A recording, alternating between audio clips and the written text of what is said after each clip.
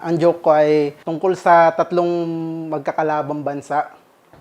Chinese, tapos Indian, saka Philippines. Ngayon, ang competition nila, patagalan sila ng dikit ng tae sa pader. Chinese, syempre may pa-fireworks. Malaking shoot. Pababa pa yung hagis niya eh.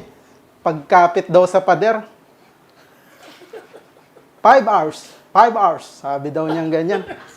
Palakpakan daw lahat ng tao. Siyempre, matindi. Indian, yan na. Una, tinanggal daw ng Indiano yung ano niya eh. May ritual pa daw siya eh. Pagbaba daw ng ano. Kumbaga, pag lip niyang ganon, yung pala yung persang pagkuha niya ng pag ano niya. Yung hagis niya ngayon, palakas naman. Pag bitaw niyang ganon, sabi niya 6 hours, 6 hours. Eh hindi umabot, 4 hours lang. Di lamang ngayon si China. Ngayon kinakabahan yung Pinoy. So, lakad lang na ordinaryo yung Pinoy, nakasando, parang ganito. Pagpasok niya, binaba lang yung salwal eh. Medyo tinignan niya muna lahat. Tahimikan lahat eh.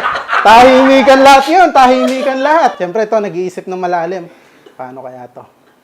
Ngayon, paglabas, konti lang eh. Konti lang talaga.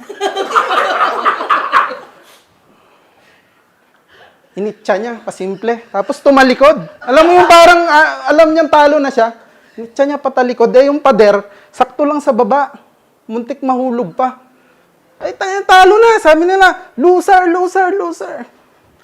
Watch, sabi niya. Gumapang paakyat, may uod pala. Utang ina, kakaiba yung tao ng Pinoy. Sabi niya.